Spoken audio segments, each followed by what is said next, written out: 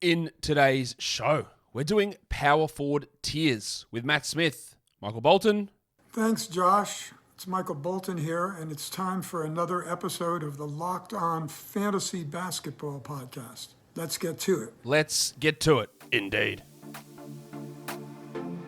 You are Locked On Fantasy Basketball, your daily fantasy basketball podcast, part of the Locked On Podcast Network.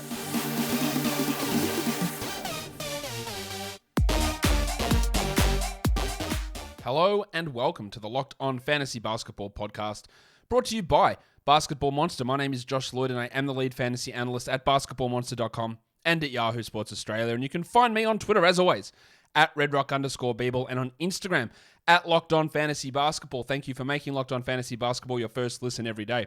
We are free and available on all platforms. Power forward tiers today. There will be information, not in this show, in the Atlanta Hawks fantasy preview show, which should be up today, about how to join the Locked On Fantasy Basketball Bowl, the category, and there's a points league version as well. Big fantasy tournament that we're running. Information in that Atlanta Hawks season or fantasy preview show, which will be out later on today, is what I'm guessing. It's coming out. We're talking power forwards. We've done point guards, we've done shooting guards, we've done small forwards. Now we're about to do power forwards. So, warning. Let's get it on, Gilly. All right, so let's bring him back in. Matt Smith. Smitty. Welcome back to the show. G'day, Jaylee. How are you? I'm good, mate. It's good. Good to have you. Good to have you here. Ready to. What's funny? What do you call me, Joey? What's going on? I'm confused. I'm discombobulated. I've recorded too much. What's wrong with J-Lo? J-Lo? I thought you said Joey. No, J-Lo. J-Lo's fine. I thought you said Joey. And I went, I don't know. I've missed something. I'm just going to skip over it. But J-Lo is totally fine.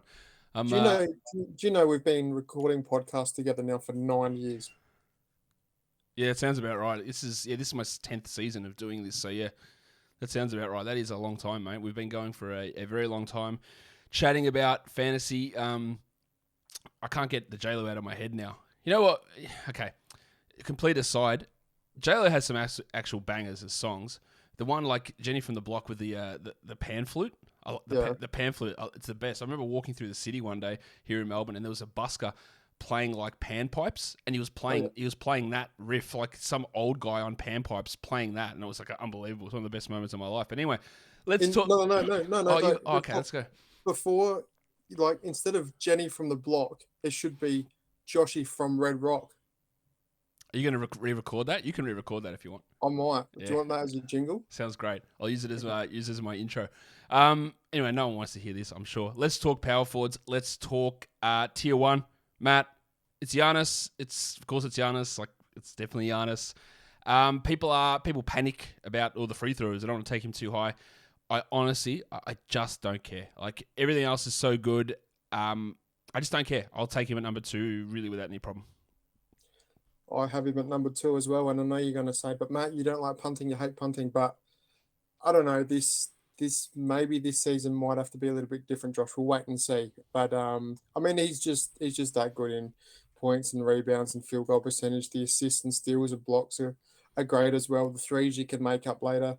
I mean, the free throw percentage, yes, it's a concern, but maybe you can get a Devin Booker, at the end of the second round, or pair him with, I don't know, a Fred VanVleet or, a Darius Garland as well, with Donovan Mitchell perhaps, and get that back up into a competitive range instead of completely writing it off. Because he's not Andre Drummond, right? He's not Shaq.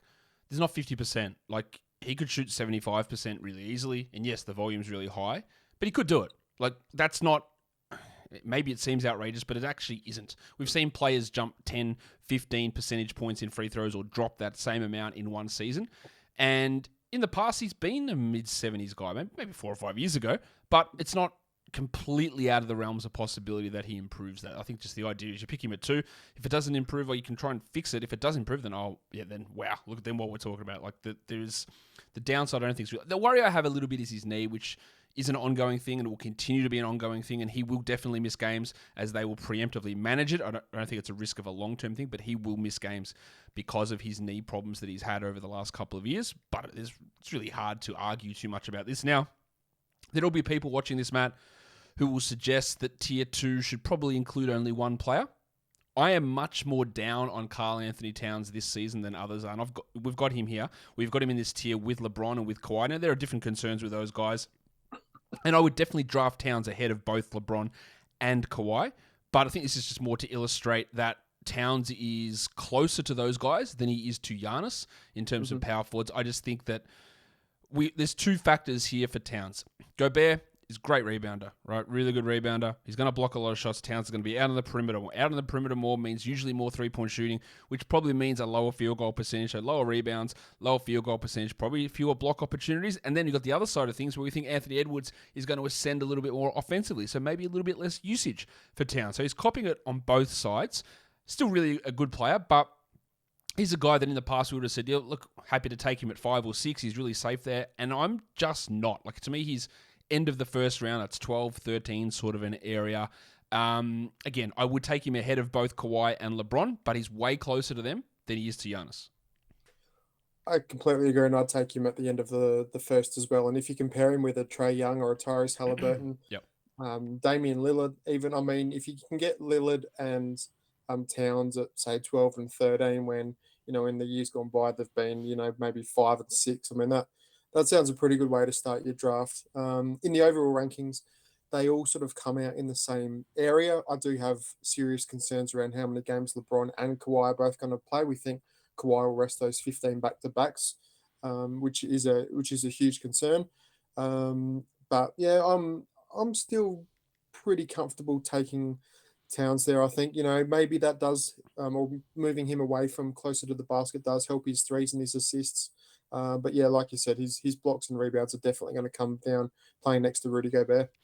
I'd probably more likely have Kawhi separate from these two guys, just with that, you think you're already starting at a ceiling of 67 games for him. And while we might expect LeBron's going to miss some time, we don't have that ceiling of the 67 the Kawhi's. I think Kawhi, but I guess the upside is that you feel the Kawhi can be a per game top 10 player as he has in the past. So he's probably a little bit down here, but this is where we're going to have a bit of a disagreement, Matt, because in tier 3, you've stuck Evan Mobley there by himself. Why? Basically because good shot blocking big men are actually pretty difficult to find this season. And if we think back to last year, we had that run of big men in the 3rd and 4th round. And we don't have that again this season. And we'll go through that in the rest of this pod and in the center pod. But I just think that with Evan Mobley, I know you're going to have some concerns about whether he takes that next step again, but the points are going to be good enough.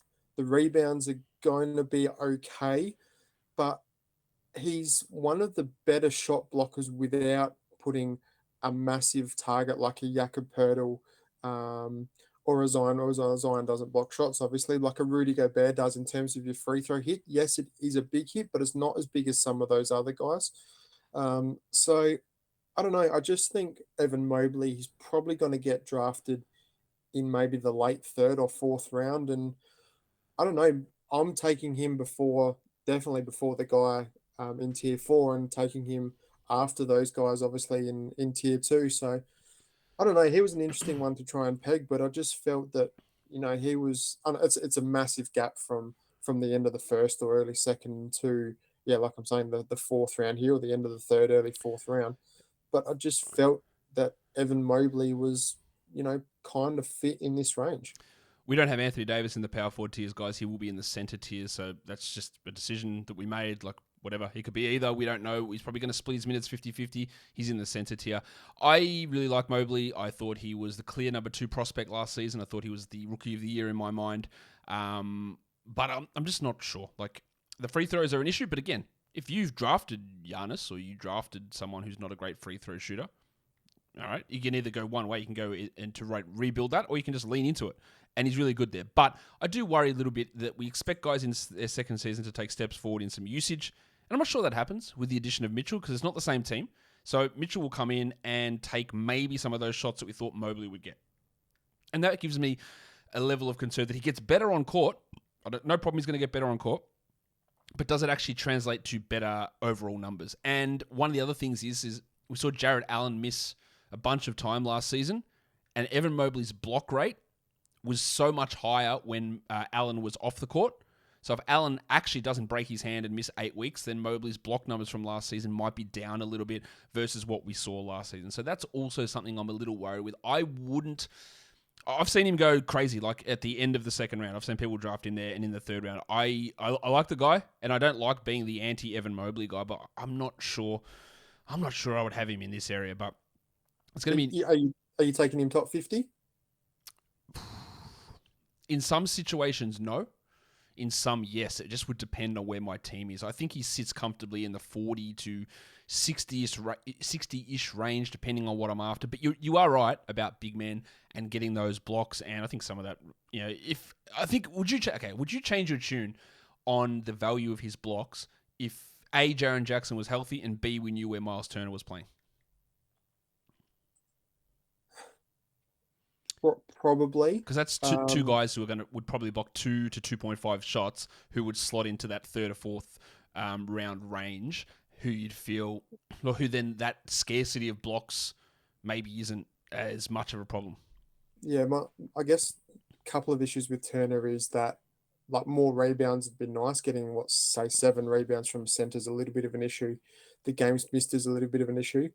Like DeAndre Ayton is a good, efficient big man, but he doesn't block the 1.5 shots that we need him to. Barely blocks one. Bam's blocks have died. I mean, and then you talk about like a Domantas Sabonis, Pascal Siakam, good passes. Nikola Vucevic is around one shot blocking a game. Like, where are we getting blocks from? Walker Kessler. Like, Yeah, really, if he gets the starting job, then you can get him late. But again, Yes. we don't know. There are a few guys. Yeah, Pirtle, but there's issues with him and the free throw percentage. If Mark Williams got the starting job, he'd get blocks there, but I don't think he's going to. You're right. A lot of these centers aren't that huge shot blocking presence that we've seen in the past. So, yeah, I see where you're coming from in terms of the value being boosted. I just don't think I would have him in this area. And even when we're looking at like pure power forwards, without wanting to give away the rest of the tiers, like he is the leading shot blocker of any of these players. Yep, he is. Yeah, look, he's an unbelievable player. Like I really, really like him. Yeah, you're convincing me a little bit there, but I still don't think I'd have him this. So in fact, me as a noted Scotty Barnes hater, everyone knows how much I hate Scotty Barnes, and I think he should be in the G League. Everyone knows that about me. I would have Scotty Barnes over him personally. But that's just, again, it's a lot of that's team building stuff as well, and which direction my team is looking. If I am going for blocks, then Mobley probably has more value, but Barnes has a lot of other things in other areas. But I get it. I get what you're saying. So you're sort of convincing me, but not quite there. We'll get back to tier 4. Go ahead. So would you take Jarrett Allen over him? I was in a mock draft this morning, and I was in round 3 at pick 37, and I was looking at that same problem. Shit, I need blocks, and I almost pulled the trigger on Allen at 37. And I don't know if Mobley had gone, but yeah, I probably would, because that field goal percentage Allen brings is huge as well, and is obviously a much better rebounder. So I think I would take Allen over him, yes. And Miles Turner? The Turner one's tough. Like, I'd like to know where Turner is. If Turner is playing 30 minutes a night, I would take Turner over Mobley, yes. I just don't know where he's going to be. Interesting. It's up for debate. That's why we do all this, man. That's why we have there's our differences of opinion, because we don't know. We can't predict the future. Unfortunately for us, to make our job a lot easier. We'll get into tier 4 in just a sec. Before I do that, though, BetOnline is your number one source for all of your pro and college football information. Week 2 of the NFL is just a couple of days away, and we've got all of the Football League developments, game matchups, news, and podcasts, including all of the games, as I said, for week 2. The Thursday night game is the Chargers and the Chiefs. The Chiefs are 4.5-point favorites. I'm sure my son's going to be annoyed at that his Chargers are underdogs, but maybe they get up at that 4.5-point underdog line. BetOnline is your continued source for all sports wagering information, including live betting, esports, and scores, and the fastest and easiest way to check in on all of your favorite sports and events, including Major League Baseball, MMA, boxing, and golf. So head to the website today or use your mobile device to learn more about the trends and the action. BetOnline is where the game starts. Tier 4. It's Zion. Now in a points league, this guy is top 10 potential right? He'd be a lot higher in a points league. In a category league, he does certain things. In a roto league, this guy's value, I think, in all league formats is all over the shop. Points league, top 10, but injuries. Roto league, really hard to look at him here because the massive drop in his free throws. Head to head, you've looked more at strength versus weaknesses. So, his massive field goal, his massive scoring, his really good assists for this position are so unbelievably valuable. But the question marks are all over the shop. Like, is he healthy? I think so. Pretty sure he is. Will he get hurt again? I don't know. Maybe. Is he more likely to? Could be. Big man foot injury. It's a bad combo. But the potential, Matt, here is he averages 28 points on 60% shooting. He averages 4.5 assists. And if any inkling of his college defensive numbers come back at all, that is almost a top 15 category guy. But there's a lot of ifs in that equation. Plenty of ifs. And I think the steals and the blocks is the big one. If you can get them, somewhere between 1 and 1.5, then, that's going to be absolutely massive. But right now, he's an average rebounder for his position. The assists are okay. The blocks and steals are below average. You're really paying for the points and the field goal when you can still get some decent points in this range without hurting, your free throw or your other categories. So, I mean, Zion doesn't fit my build, so I'll definitely be passing on this range, and I'm not going to end up with him on any of my teams because he's going to be drafted in this range and I'm going to pass. But yeah, I mean, this season is going to go a long way to determining where Zion is in his career. Is he going to be a star or is he going to be a big man plagued by injuries? The injuries is the issue. Like, he was a star in year 2. Like, he should have been all NBA in that season. He was actually unstoppable as a second-year player who'd played 40 games or something as a rookie. Like, he could not be slowed down. Yeah, defensively he was really poor, but he averaged 2.1 steals in college and 1.8 blocks. Like, they are insane numbers. And just give me half of those. If he gives me half of those, then we're sitting pretty okay. Like, he's not even really at that level. And now he's added playmaking and ball handling. And I don't know. I'm just really excited to see what he can bring. Or no, I know there's a huge risk. I like to punt, and if I've got Giannis, I'd pair him with Giannis. Absolutely no problem. Round 3, round 4, probably round 4 more. If I could get him there, I'd love that combination. Free throws, forget about it, but everything else is really, my field goals are so highly solidified and my scoring is so high that I can afford to experiment in some of the other categories a bit later on in the draft. But he's, again, is he, Matt, we talked about him in the small forward tier show, impacting Ingram. Is Zion the biggest X factor this season for fantasy in terms of his own value, but also how he impacts McCollum, how he impacts Jones, how he impacts Valanciunas, how he impacts Ingram? Like, it could change so many different guys, and we just have no idea. I think he'll have the biggest impact will be on Jonas Valanciunas, and we'll talk about that in the center tiers. I teased that a little bit in the small forward show with Brandon Ingram, but yes, it's Zion, and the other guy is actually the next guy who we've got in tier 5, and that's Ben Simmons.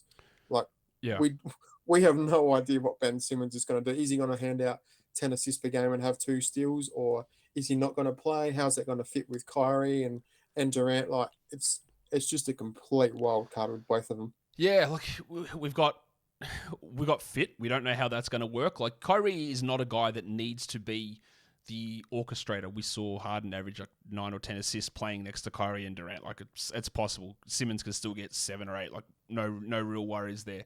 But is he healthy mentally enough to play? Is his back healthy after surgery? Does he ever take any shots? Like, I think he's a 14-point per game scorer who can be really efficient doing that. And he's going to be an unbelievable defender, and that generally leads to good steals for him. But it's a complete wildcard. But he's going so late, Matt. He's going in the 90s or 80s in so many spots. And the thing is, he also kills your free throws. So you've got to be cognizant of that. So he is, again, I don't think he has as much impact on, say, Durant or Kyrie than Zion has on his teammates. But it's also one of those ones where I just go, I don't know. Like, I honestly have no idea. If we came back and said, Ben Simmons, despite shooting 58% from the line, he only went there one time a game. He was a top 30 player because he averaged 10, 9, and 8 with 2 steals and 58%. Like, you go, yeah, that sounds about right. Like, that's totally normal, and that's like peak Draymond Green level fantasy production. And that was, top 30, top 25 player. Like, that's not outrageous to suggest that he could do that. Yeah, I mean, he was going in the second round a couple of years back, and like you said, it looked like he was going to average 15, 10, 10, 2 steals and a block on above 50% from the field, which for a point guard would be massive numbers. So I don't know. I can't wait to see how it plays out for both players. We've got And Scotty Barnes, I love Scotty Barnes this season. Obviously had a really good rookie season and beautiful all round game, completely suited for rotisserie. But yeah, the assist again a handy effect. And then once again, if he can get to 1-3 or over 3 in a block per game, I mean that's just going to be icing on a very nice Scotty Barnes cake. Yeah, like you got to look at where does he improve, because he did, like I know someone called me off this, so he shot over 50% from the field. How can you say his shooting was bad? His 3-point shooting dropped, and it was under 30% for the last 3 months of the season. So, and that's sort of what we expected from him. So getting to high volume threes is, I guess, somewhat of the worry with Barnes. I think we'll get a little bit more ball handling out of him this season, which should improve assists, but I'm not sure he's going to take a huge step and become a 20-point per game scorer or anything like that, especially considering the team basically, I think almost entirely, is intact. Exactly the same that they were last season. And yeah, he's at times struggled to assert himself ahead of Siakam or Van Vliet or even Gary Trent on the offensive end. That might change, but maybe there's not as big of a second-year leap coming based on where he was last season as I think there is, say, for a Cade Cunningham, who's got more scope to improve from what he did last season, especially early on, whereas Barnes, I think, is going to improve, but it might be in smaller, subtler areas. It might be 3.3 assists up to 4 or something like that, or you might get an extra 0.2 steals versus, like, does he blow up and score 5 more points a game? I'm not sure he does that. Mm-hmm. Yeah, I'm not sure whether Scotty Barnes has got, like, 20 points per game in him, and particularly with the players that are around him, but yeah, really nice. It feels safe. You feel confident. I mean, I feel confident drafting Scotty Barnes around this area. Yeah. Draymond Green's obviously got some significant weaknesses, and we'll miss games again this season. So again, this is probably a per game value thing in terms of total value. Scotty Barnes is leaps and bounds ahead of Draymond Green. Yeah, I'm glad you mentioned the per game thing. Barnes is clearly ahead of both of these guys who you drop down, and even if we get to the next tier, we've got Jaren Jackson there, but because it's Memphis, we have no idea, Matt. Like, if he returns and plays November 10th, then this is great. If he's out until January 10th, then it's shithouse. Like, it's just no point drafting him really in the top 100. At the moment, I'm just leaning on the side of he's a big man, he broke his foot, it's Memphis. No thanks. I'm just not going to touch him until we get to, I think I picked him at 90 in a roto draft, and that was only because it was a roto draft and because I've got games capabilities there. In a head-to-head, I wouldn't pick him at 80 or 90. I'd look to outside the top 100, but this is a top 50, 60 guy pretty comfortably when he plays in this area. But it's, again, we just don't know. Maybe we'll get more information in the coming weeks. I really doubt that. And you've got Jabari Smith Jr. here as well. People are disappointed with his summer league. Well, some of them are. Matt, I wouldn't be. The shot wasn't there. There's going to be issues with that. But defensively, he basically just did everything he needed to do. And he does. Now, I've talked to Mitch Casey about this. He thinks that Jabari will be the best fantasy rookie. Initially, I said, I don't know about that. Then I looked at my projections and, actually, I've got him like marginally ahead of Paolo Banchero. Who do you think is going to be the better fantasy rookie? I'll take Jabari Smith as well. I just think the combination of steals, blocks, and threes, and you've got him projected at 1.2 steals, 1.1 blocks, and 2.1 threes. I think that will get him over the line of Paolo Banchero, and Smith's fit with Houston as well, next to Şengün and around Porter and Green. It's a really, really nice spot for Jabari Smith. So once again, the 60 range, that's normally when the first rookie comes off the board. It would have been different if Chet was healthy. But yeah, a nice spot here for Jabari Smith. Just watch the efficiency early like most rookies. Where would you have taken Chet? I know you're massively high on him. Yeah, I probably would have had him up in the 4th round. Yeah, I think he was projected from memory at like 32. Yep. I would have tried to get him ideally in the sort of maybe 38 to 48 range and bank on him still having value from there and being a top 30 player. I think that was completely achievable. Tier 7.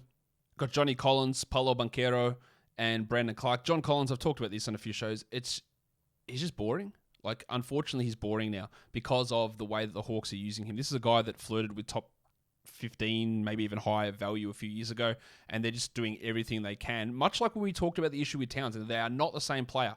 But when Collins was playing a lot of minutes at centre and there's a lot more usage, he was great.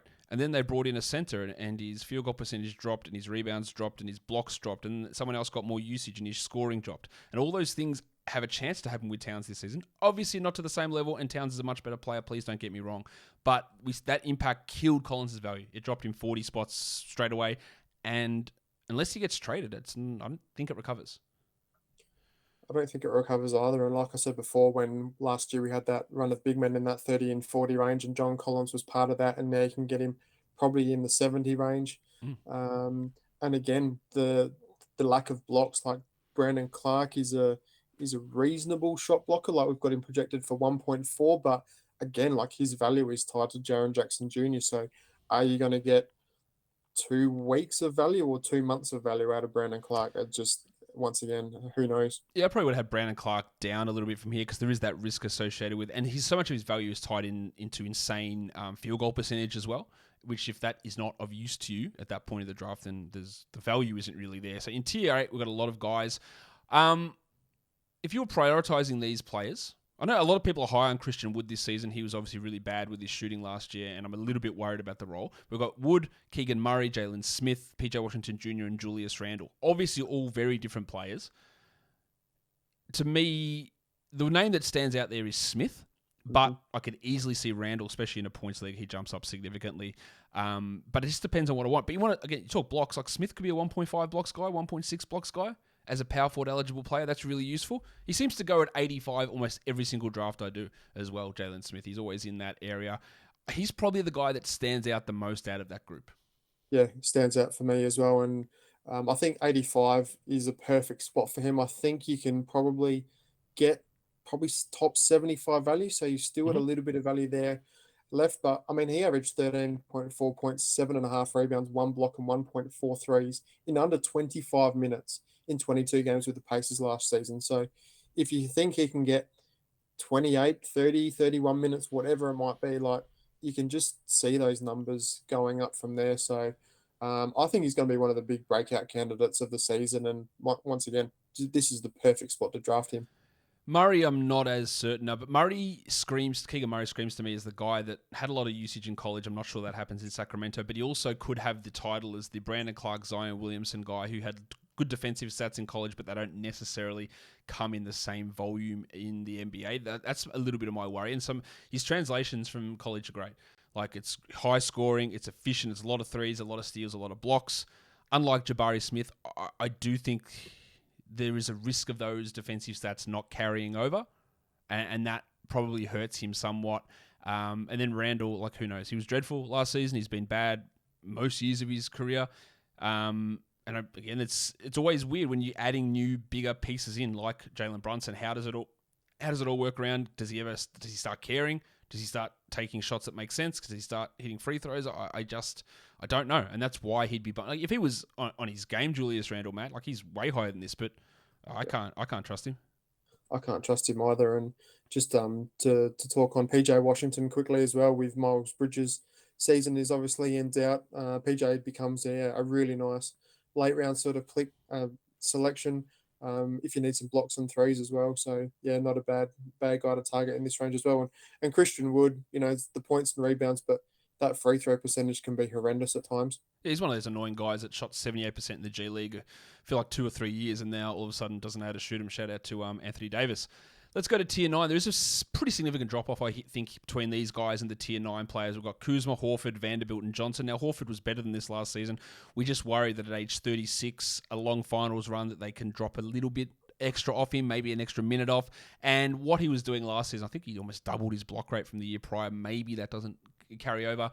Vanderbilt is a rebounds and steals guy and field goal percentage, but how does Markkanen impact him? Does Cam Johnson start for your Suns, Matt? I don't know. And what does he do if he's not... Like, last year he played well, but it was when Paul was out or when Booker was out. And then when everyone else played, he sort of got lost and scored 12 points a game, and that doesn't really help anybody. And what else does he do apart from that? And then Kuzma really stepped it up as soon as Brad Beal went down, and we didn't get to see him really play with Porzingis either. Now he's got to deal with both of them. and I'm not sure if he's going to be able to put up those numbers that he did last season. So he's way off where he finished last season ranking-wise because of circumstance there. So it is a drop-off from 8 to 9, and these are all very different players. Yeah, they are. It is a little bit of a messy tier, and not sure I'm going out of my way to draft any of them. Yeah, like you said, while Beal and Porzingis are healthy, it's really hard to see, how much impact Kuzma does actually have, and the same with Vanderbilt. I know he had a fair bit of hype coming into the season, but Lauri Markkanen coming across puts a little bit of a dampener on that. We'll wait to see whether Vanderbilt is a starting center or backup 4 and see how that plays out in training camp. In tier 10, Jeremy Grant was like a 70 ranked player last season. He was around that same his first year in Detroit, but things are very different. I know Portland will go nowhere if he takes on that same usage role that he had in Detroit. He needs to play like Denver or Thunder. Jeremy Grant, where he is, and he was like 15 points per game sort of player there, concentrate a little bit more on defense, but he's never been a high steals or blocks guy. He's an atrocious rebounder, and he just shouldn't have the ball in his hands as much as he did those 2 seasons in Detroit. So we've dropped him way down. I think most drafts are reflecting that, and he's going around the 100, 110 mark now versus being a 70s player in Detroit. Do you see any way he can maintain that same level of usage? Nope, not why Damian Lillard and Anthony Simons are healthy. No, and Robert Covington, again, with the Clippers, they're just far too deep for my liking. I guess his steals, blocks, and threes combination keep him relevant, but he's probably going to be more of that streaming guy like a Danny Green has been over the last couple of seasons. He's just not going to get the usage or probably even the playing time to have a significant role on standard leagues. He always finds a way somehow, but last year the way he found a way is where Paul George was out, Kawhi was out, Norman Powell was out, so he played more minutes. And he will be their primary backup center, I'd imagine. But if the team is fully healthy, a gigantic if, I'm not sure there's enough playing time there. I'm not sure there's 27 minutes. It might be 22 minutes, 23 minutes, which you're right, can be okay. But he might average literally 6 points. And it might be from 2 threes, but he might average 6 and 3, but with a steal and a block. And do you want that? Maybe you do. I don't know. And then tier 11 is 2 guys who theoretically you could look at rankings and go, yep, they're 130th, and that's rosterable in 12-team leagues. But the upside is it just doesn't exist. I don't think there's any upside for Dorian Finney-Smith, nor is there for Aaron Gordon. I think if they're available in your last round, I don't even think I'd bother, to be honest, because I'd just rather take a flyer on someone. Yeah, there's really no point taking either of them. I mean, Finney-Smith had some moments last year with some rebounds and threes, and benefited a little bit from Porzingis leaving, and had a stable role. I mean, if your category was minutes played, then Finney-Smith would jump up. And Aaron Gordon, do you know Aaron Gordon's still only like 26? Yeah, I know. It feels like he's been around for a decade, but boring, limited upside. No need to draft Aaron Gordon either.